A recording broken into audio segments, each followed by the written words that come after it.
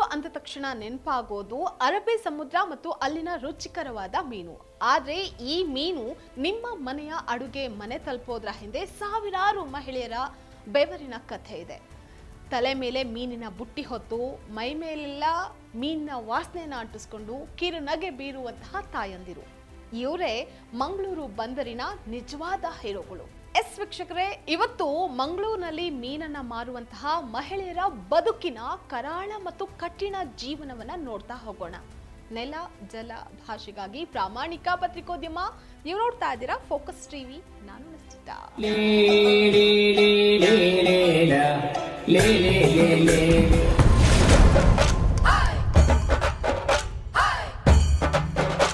ಬೆಳಗಿನ ಜಾವ 3 ಗಂಟೆಗೆ ಎಲ್ಲರೂ ನಿದ್ದೆಲಿದ್ರೆ ಮಂಗಳೂರಿನ ಬಂದರು ಮಾತ್ರ ಬೋಟಿನ ಸದ್ದಿನಿಂದ ದೋಣಿ ಬಂತ ಅಂತ ಕೇಳುವ ಮೀನು ಮಾರುವ ಮಹಿಳೆಯರ ಮಾತಿಂದ ಟೈಮ್ ಅಂಡ್ ಬಲೆಪೋಯ್ ಅನ್ನುವಂತಹ ಬಲಿಶಾಲಿ ಯುವಕರ ಮಾತಿನಿಂದ ಕೂಡಿರುತ್ತೆ.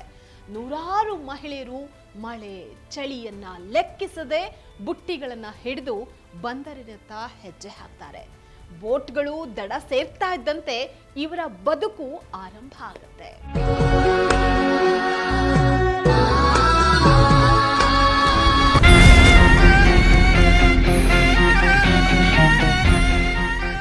ಇಡೀ ಸಂಸಾರದ ಜವಾಬ್ದಾರಿ ಇವರ ತಲೆ ಮೇಲಿರೋ ಮೀನಿನ ಬುಟ್ಟಿಯಲ್ಲಿರುತ್ತೆ. ಗಂಡಸರು ಸಮುದ್ರಕ್ಕೆ ಹೋಗಿ ಮೀನನ್ನ ತಂದ್ರೆ ಅದನ್ನ ಮನೆಗೆ ಹೋಗಿ ಮೀನ್ ಬೇಕಾ ಮೀನು ಅಂತ ಕೇಳಿ ಮೀನನ್ನ ಮಾರಿ 4 ಕಾಸು ದುಡ್ಡು ಮಾಡುವಂತಹ ಹೊಣೆಗಾರಿಕೆ ಇವರದ್ದಾಗಿರುತ್ತೆ. ಬಂದರಿನಿಂದ ಮೀನನ್ನ ತಂದು ಹತ್ತಿರದ ಮಾರ್ಕೆಟ್ಗಳಲ್ಲಿ ಕುಳಿತುಕೊಂಡು ಬನ್ನಿ ಬಂಗಡೆ ಇದೆ, ಅಂಜಲ್ಲಿದೆ ಅಂತ ಕೂಗಿ ಮಾರುವ ದಿನವೆಲ್ಲ ಬಿಸಿಲಿನ ಬೇಗೆಯಲ್ಲಿ ಬೆಂದು ತಮ್ಮ ಕಷ್ಟ ಎಷ್ಟಿದ್ರೂ ಆ ಕಷ್ಟವನ್ನ ಮರೆತು ಗ್ರಾಹಕರೊಟ್ಟಿಗೆ ನಗ್ನಗ್ತಾ ಮಾತನಾಡ್ತಾರೆ. ಇವರ ಮೈಯೆಲ್ಲ ಮೀನಿನ ವಾಸನೆ ಅಂತ ಜನ ದೂರ ನಿಲ್ತಾರೆ. ಆದ್ರೆ ಇದೇ ಅವರಿಗೆ ಶ್ರೀಗಂಧ.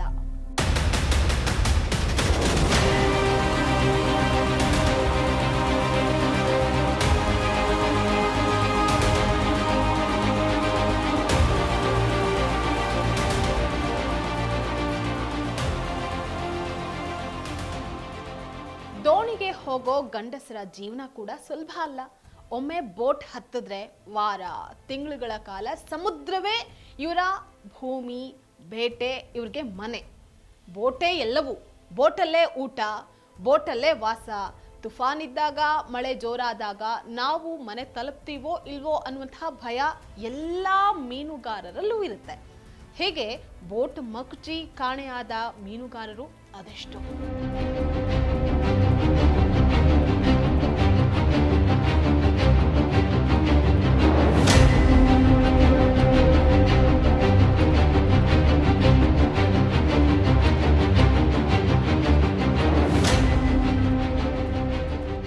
ಐಸ್ ಪ್ಲಾಂಟ್ಗಳು, ಮೀನಿನ ಎಣ್ಣೆ ಕಾರ್ಖಾನೆಗಳು, ಇಂಪೋರ್ಟ್ ಎಕ್ಸ್ಪೋರ್ಟ್ ಬಿಸ್ನೆಸ್ಗಳು, ಬಂದರಿನಲ್ಲಿ ಇರುವಂತಹ 10 ಹೋಟೆಲ್ಗಳು ಸಾವಿರಾರು ಜನರಿಗೆ ಉದ್ಯೋಗವನ್ನ ನೀಡಿದೆ. ಇಷ್ಟೆಲ್ಲ ಕೋಟ್ಯಾಂತರ ರೂಪಾಯಿ ವಹಿವಾಟು ನಡೆಯುವಂತಹ ಈ ಬಂದರ್ನಲ್ಲಿ ಸಮಸ್ಯೆಗಳು ಕೂಡ ಸಾಕಷ್ಟಿದೆ.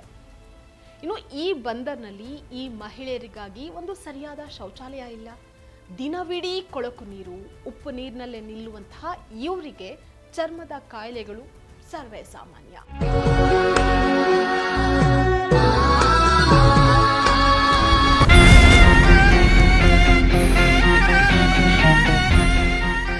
ಮಂಗಳೂರು ಬಂದರು ಅನ್ನುವಂಥದ್ದು ಕರಾವಳಿಯ ಜೀವಾಳ. ಮೀನುಗಾರರ ಬೆವರಿನ ಹನಿಗೂ ಸಮುದ್ರದ ಉಪ್ಪು ನೀರಿಗೂ ಯಾವುದೇ ವ್ಯತ್ಯಾಸ ಇಲ್ಲ. ಸೌಲಭ್ಯಗಳ ಕೊರತೆ, ಆರೋಗ್ಯದ ಸಮಸ್ಯೆ, ಹೇಗೆ 10 ಹಲವು ಸಾಲು ಸವಾಲುಗಳಿದ್ರು ಯಾವುದಕ್ಕೂ ಜಗ್ಗದೆ ತಲೆ ಎತ್ತಿ ನಿಂತಿರುವಂತಹ ಇವರು ಕೇವಲ ಮೀನುಗಾರ ಮಹಿಳೆಯರಲ್ಲ, ಮಂಗಳೂರಿನ ಜೀವನಾಡಿಗಳು. ಇದಾಗಿತ್ತು ಇವತ್ತಿನ ಫೋಕಸ್ ಸ್ಪೆಷಲ್ ಸ್ಟೋರಿ. ನೆಲ ಜಲ ಭಾಷೆಗಾಗಿ ನೋಡ್ತಾ ಇರಿ ಫೋಕಸ್ ಟಿವಿ.